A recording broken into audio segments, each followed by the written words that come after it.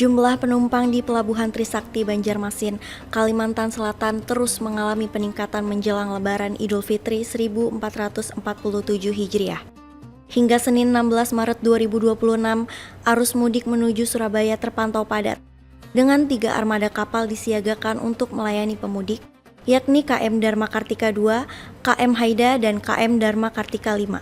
Koordinator Posko Angkutan Laut Lebaran di Terminal Penumpang Pelabuhan Trisakti Banjarmasin, Subaryanto memperkirakan puncak arus mudik terjadi pada tanggal 18 sampai 19 Maret. Subaryanto menambahkan, meski ribuan penumpang telah diberangkatkan menuju Surabaya, berdasarkan data angka tersebut justru tercatat mengalami tren penurunan 15% dibanding periode yang sama tahun lalu. Sampai dengan per tanggal ini malah untuk penumpang yang ke Surabaya mengalami penurunan. Jadi untuk penumpang yang berangkat itu mengalami penurunan sekitar 15%, sedangkan yang turun itu mengalami penurunan sekitar 7% per hari ini. Itu dari angka berapa itu penurunannya? Penurunannya itu kalau untuk yang berangkat itu sekitar 4 ribuan saat ini. Untuk tahun yang kemarin, tahun 2025 itu di angka 5 ribuan. Iya, baru pertama kali naik kapal. Kalau biasanya? Biasanya naik pesawat biasanya. Kenapa tahun ini memilih pakai kapal? Ingin mencoba lewat laut ini sekali-kali, kayak yang lain juga. Ya, ini pengalaman pertama, mudah-mudahan bisa berkesan dengan baik. Agar tetap aman selama dalam perjalanan, para penumpang diminta untuk waspada dan berhati-hati terhadap barang bawaan. Penumpang juga diminta untuk tetap menjaga kesehatan dan menjadi penumpang yang beretiket atau memiliki tiket elektronik.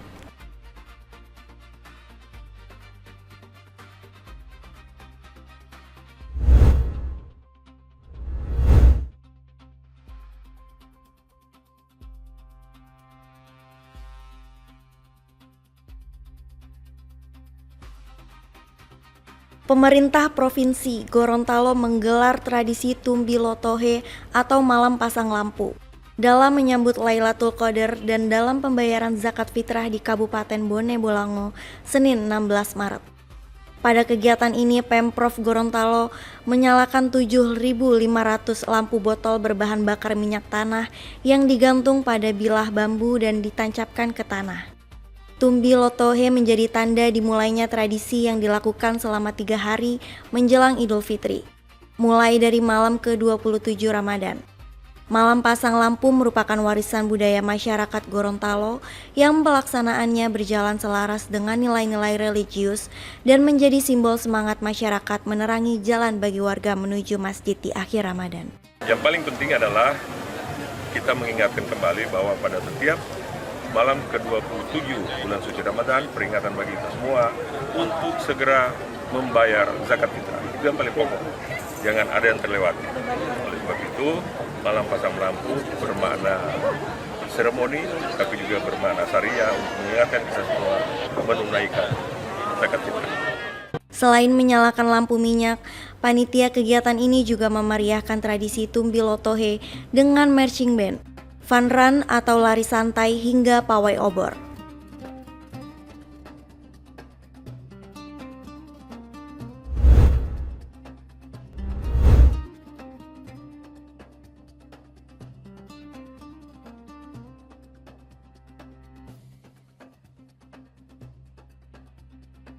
Pertamina Patra Niaga Regional Sumatera Bagian Utara menjamin ketersediaan gas LPG subsidi 3 kg di wilayah Kepulauan Riau pada periode Lebaran.